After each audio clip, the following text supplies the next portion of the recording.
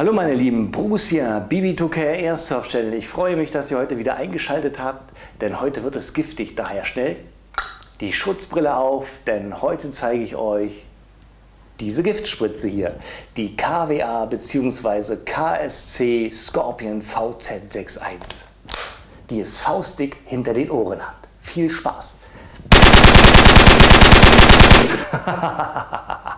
Schön wär's. Leider macht sie nur das, auch nur semi, aber ihr werdet sehen, es macht einen Mordsspaß.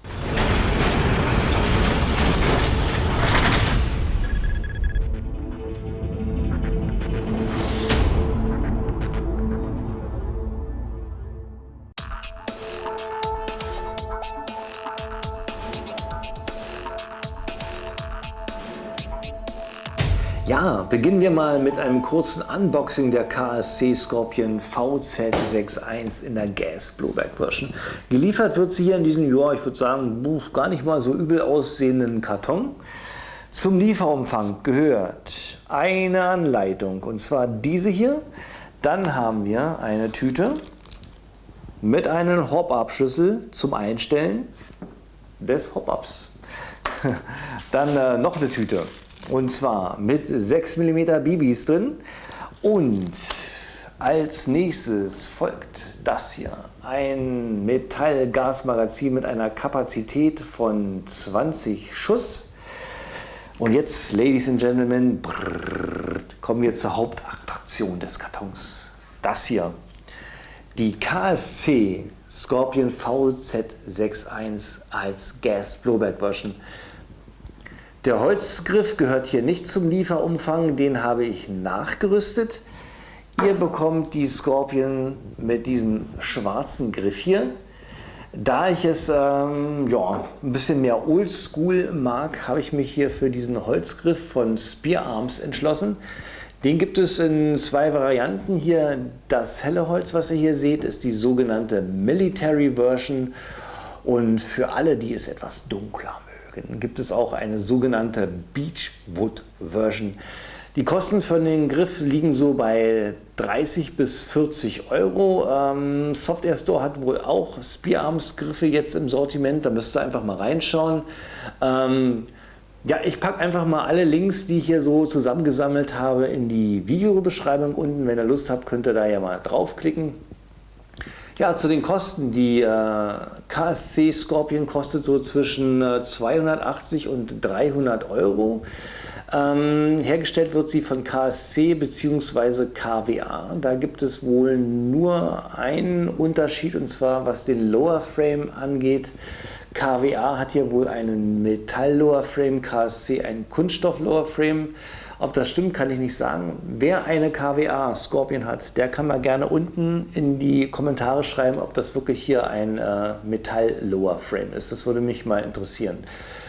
Ja, Magazine. Es gibt auch noch ein 30 Schuss Magazin, das sieht so aus, kostet so um die 70 Euro. Und wer noch mal ein 20 Schuss Magazin nachträglich kaufen will, der muss so nochmal 10 Euronen dafür hinlegen. Ja, ich würde sagen, ja, ich habe euch jetzt mal genug belästigt mit meinem Unboxing. Ich zeige euch jetzt mal die Scorpion in Motion.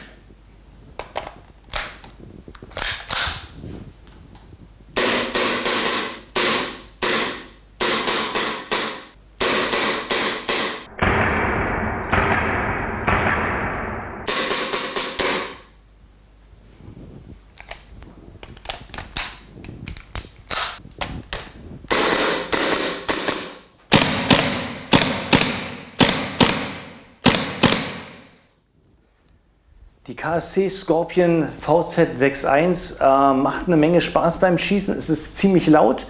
Der Kick ist eigentlich ganz ordentlich, und mit diesem 30 Schuss Magazin rockt die Scorpion so richtig ab.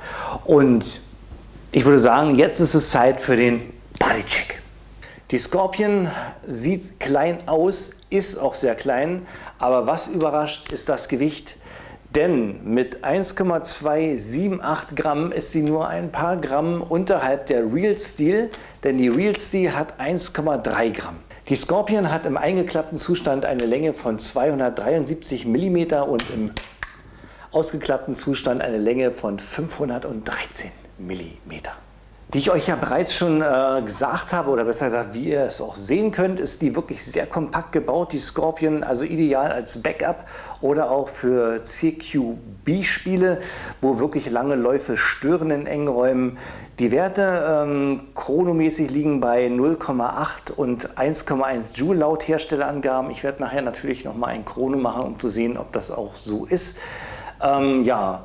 Wie gesagt, ihr habt ja einen Klappschaft, dadurch lässt sich die Waffe sauber in den Anschlag nehmen und ihr könnt den Klappschaft natürlich, sonst wäre es ja kein Klappschaft, auch zusammenklappen und dann ist das wirklich mit einer Hand richtig toll auch zu handeln.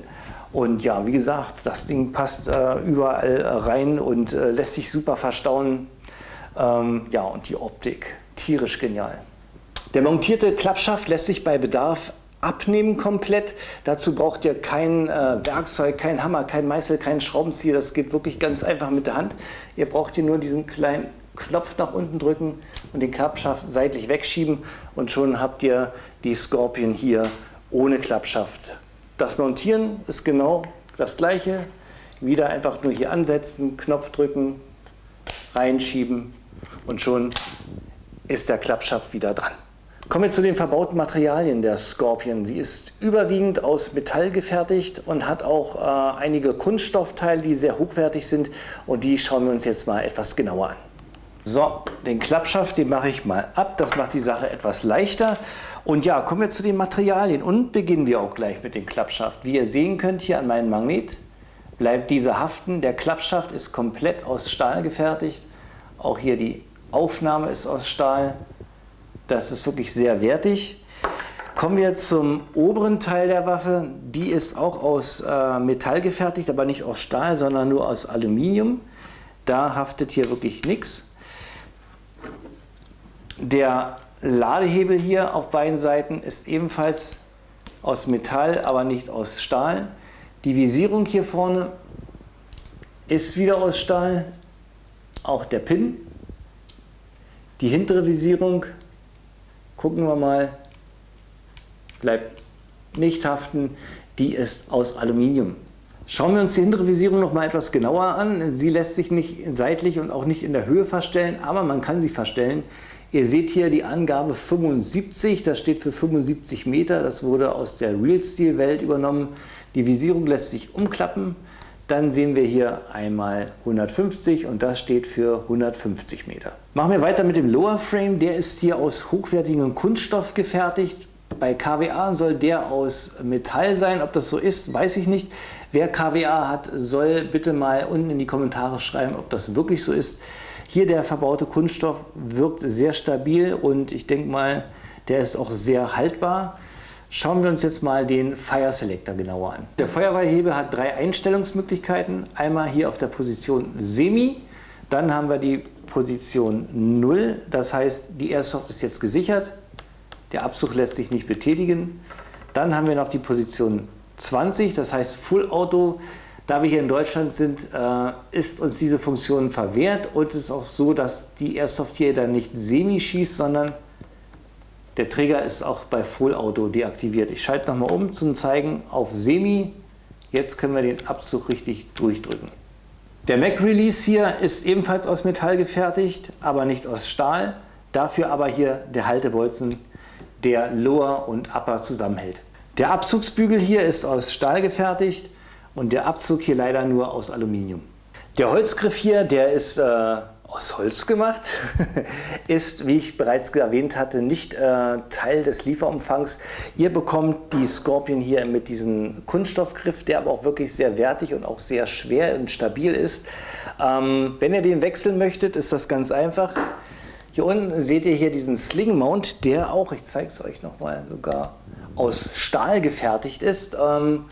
Den braucht ihr nur abschrauben und dann einfach den Kunststoffgriff gegen den Holzgriff auswechseln. So, ja, was haben wir denn hier noch? Ach hier, ja, seht ihr hier diesen Knopf? Ich nehme mal kurz das Magazin raus, dann können wir uns das ein bisschen besser genauer anschauen hier. Dieser Knopf hier, wozu ist der da? Knöpfe sind zum Drücken da, das kann man hier auch wunderbar machen, das sieht man, aber irgendwie passiert hier nichts.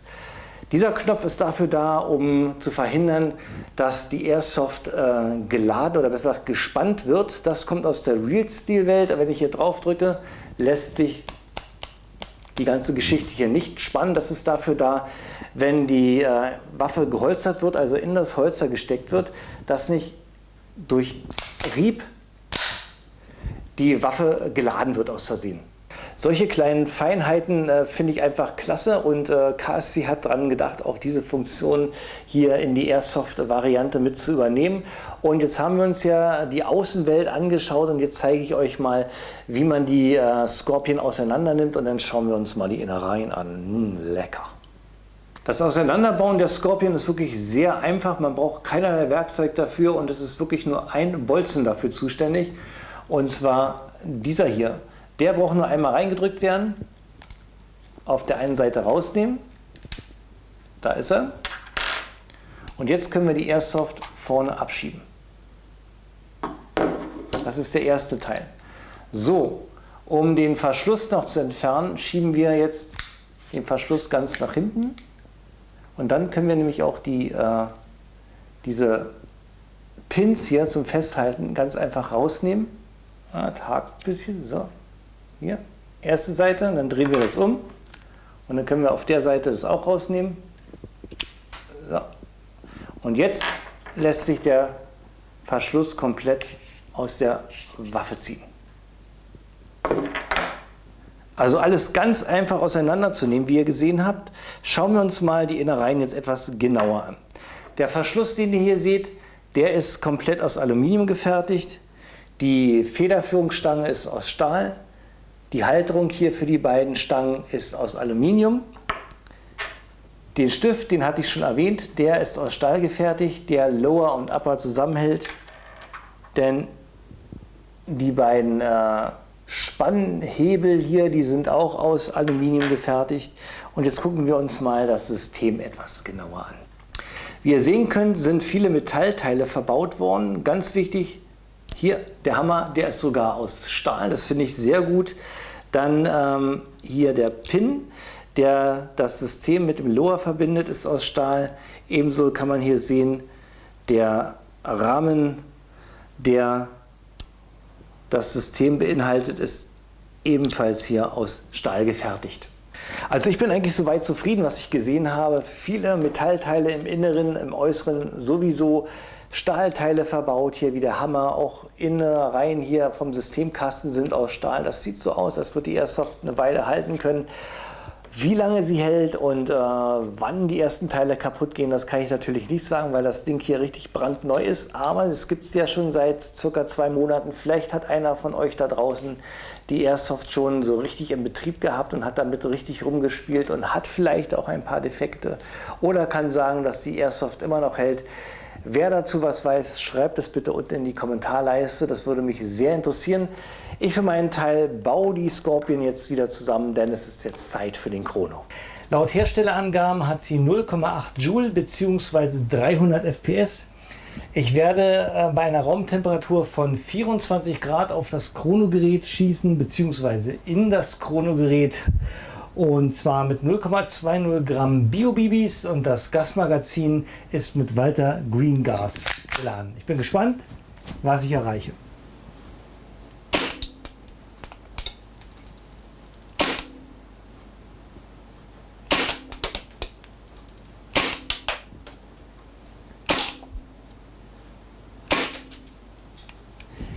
Also gar nicht mal schlechte Werte. Ich lag eigentlich bei 5 Schüssen über 300. Hier der letzte hatte 288. Ein sehr guter Wert.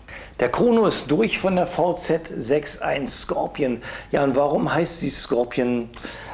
Ich denke mal, das beantworten wir jetzt im Real Steel Bereich. Die Scorpion kommt aus der Tschechoslowakei und wurde produziert zwischen 1961 und 1979. Insgesamt über 200.000 Stück davon wurden produziert, eine Wahnsinnszahl. Die VZ61 hatte das Kaliber 7,65. Es gab auch eine Variante mit 9 mm. Aber das Besondere an dieser kleinen Maschinenpistole war, dass sie so klein und auch so kompakt war. Daher wurde sie auch in der Unterwelt sehr, sehr geschätzt. Und jeder Bad Guy in den 70ern wollte so ein Schnuckelchen haben, denn das war das absolute Statussymbol damals. Aus diesem Milieu stammt auch die zivile Bezeichnung Skorpion. Warum sie genau Skorpion heißt, weiß man nicht so ganz genau. Manche Leute sagen wegen der Firepower, weil die VZ61 so extrem schnell ihr Gift verspritzt. Und die andere Variante, da bin ich mehr ein Freund von, der Klappschaft, der sieht mehr so aus wie der Schwanz von einem Skorpion, der rasant zuschlägt, um sein Gift zu injizieren. Also eine sehr außergewöhnliche und sehr interessante Waffe. Und wer sich jetzt überlegt, konnte man so eine Scorpion oder kann man so eine Scorpion dann auch pimpen? Ja, sowas geht. Schaut euch mal die CZ868 hier an. Genial, oder? Hätte die gedacht, dass man aus so einer Scorpion sowas machen kann. So, aber nun zurück zur KSC KWA Scorpion, denn jetzt ist es Zeit für den Schusstest. So, kommen wir zum Schießtest von der KWA Scorpion VZ61. Nun muss die Giftspritze beweisen, was sie auf 30 Meter so leisten kann. Wie gesagt, ich schieße auf 30 Meter jeweils 10 Schuss. Die Magazine sind geladen mit Walther Green Gas, jeweils mit 10 x 0,28 Gramm Bio-BBs. Die Temperatur, gefühlte 34 Grad, denke ich mal, sind so also beste Bedingungen für eine Gaswaffe. Und ja, ich sülze nicht so lange rum. Ich fange jetzt einfach mal an. Ich bin gespannt, was der Kleine hier so schafft.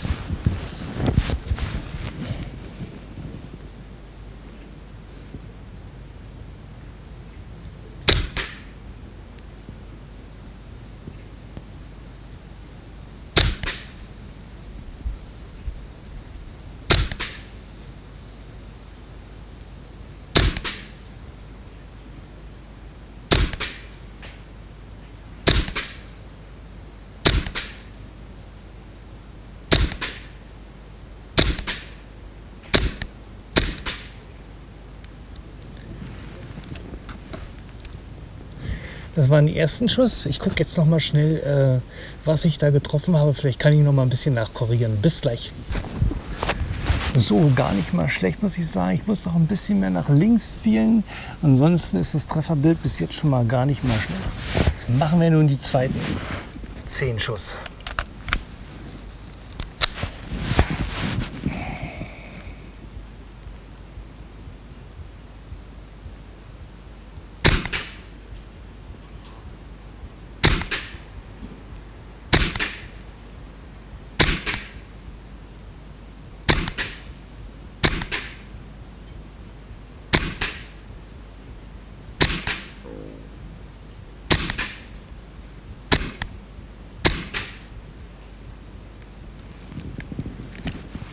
So, ich bin gespannt, was ich so getroffen habe mit dem kleinen Baby hier. Es ist wirklich unerträglich heiß, aber ich muss sagen, dafür habe ich aber auch ein super duper Ergebnis erreicht mit der KWA Scorpion auf 30 Metern. Ich zähle hier 18 Treffer auf die Zielscheibe, davon sind nur 3 nicht auf das A4-Blatt gelandet. Die Gruppe ist sagenhaft eng zusammen und hätte ich vielleicht noch etwas mehr links gezielt, dann wäre das wirklich bombastisch gewesen, aber es gibt einfach nichts zu meckern. Also die KWA Scorpion auf 30 Metern ist unsagbar gut, das hätte ich nicht gedacht mit dem kurzen Lauf, aber die ist gut. Top. Ach ja, seufzt, seufzt, seufzt. Jetzt ist es wieder soweit. Jetzt geht es zu den Pro und Kontras der KSC VZ161 Scorpion. Das heißt, das Review ist bald zu Ende. Und ja, bin eigentlich ein bisschen traurig. Hat mir Spaß gemacht, hier mit der Scorpion zu schießen. Denn, und das ist der erste Pluspunkt, den ich hier dieser Airsoft geben kann, das ist eine Gas-Blowback-Version der Scorpion. Die AEG- und Spring-Varianten gibt es ja schon seit einer Ewigkeit. Und ich muss sagen, ich war nicht der Einzige, der darauf gewartet hat, dass diese Airsoft auch mal als Gas Blowback kommt. Und dafür gibt es schon mal wirklich den ersten super Pluspunkt hier an KSC, endlich eine Gas Blowback Version. Ja, zurück zur Scorpion und der Bauweise. Sie ist wirklich sehr kompakt, also ideal mit einer Hand zu halten und ja, als Backup für den Spieler oder in engen Umgebungen hervorragend geeignet. Und was mich wirklich sehr überrascht hat, die Präzision auf 30 Metern hätte ich wirklich nicht erwartet, denn hier ist ja nur ein ganz kleiner kurzer Lauf verbaut. Irre Leistung, Hut ab. Und ja, kommen wir nochmal zurück zu dem Kompakt. Wie gesagt, mit einer Hand kann man es bedienen und man hat hier diesen schönen Klappschaft, den man aufklappen kann und dann kann man das Ding auch schön in Anschlag nehmen. Und weil ich das jetzt ja aufgeklappt habe, bin ich mir sicher, woher die Scorpion den Namen Scorpion bekommen hat. Denn wenn man sich ein bisschen dumm anstellt, ich zeige das jetzt mal, das ist mir nämlich bei dem Review passiert, und man hat den Finger hier oben, klappt das Ding zusammen, hat die Scorpion wieder zugeschlagen. Also ich bin mir sicher, der Klappschaft hat den Namen verursacht für die VZ61. Ja, zurück. Die Airsoft ist sehr stabil gebaut. Die besteht aus Metall- und Kunststoffteilen, es wackelt und knarzt nichts. Sie liegt sehr gut in der Hand. Das Einzige, was ich nicht so gut finde, ist die Gaseffizienz der Magazine, sowohl das 20er als auch das 30er Magazin. Das reicht gerade mal so für 1,5 bis 2 Ladungen, je nach Temperatur draußen. Da hätte man ein bisschen mehr machen können, aber nichtsdestotrotz eine schöne Airsoft. Der Preis von 280 Euro bis 300 Euro ist nun nicht gerade ein Schnäppchen, aber auch nicht so tragisch. Wer was Spezielles haben will und ein bisschen aus dem Einheitsbrei auffallen möchte, der ist hier mit der Scorpion wirklich am besten aufgehoben. Ja, was gibt es noch zu sagen? Was ich noch bedauere, und das ist es, dass hier dieser Feuerwahlhebel, der diese schöne Wahlposition Full Auto hat, dass diese Airsoft hier nicht Full Auto geht. Das ist eine wirkliche Kastration. Nun sind wir in Deutschland, da können wir jetzt nichts dran ändern und ich bin auch glücklich, dass wir sie hier bekommen haben, aber das Scorpion muss schon irgendwie Full Auto sein. Und wer mal die KSC Scorpion mal in Full Auto sehen möchte, der schaut sich gerne mal das Review von Red Wolf Tim an. Der rockt das Teil nachher zum Schluss in Full Auto, sogar noch mit einer KSC Mac 11 in der anderen Hand. Traumhaft, hätte ich auch ganz gerne, aber immerhin haben wir sie jetzt hier und man sollte sich mit dem zufrieden geben, was man hat.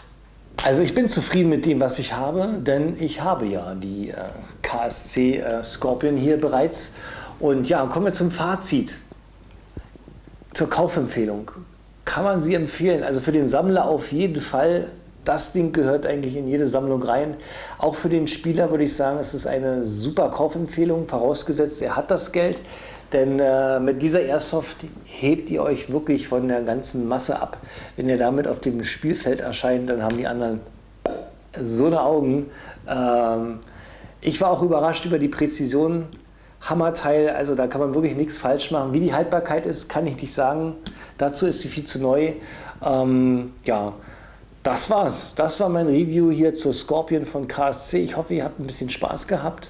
Und ich werde jetzt auf jeden Fall noch mal ein bisschen damit schießen. Und falls euch das hier gefallen hat, dann gebt mir bitte ein Like oder abonniert meinen Kanal.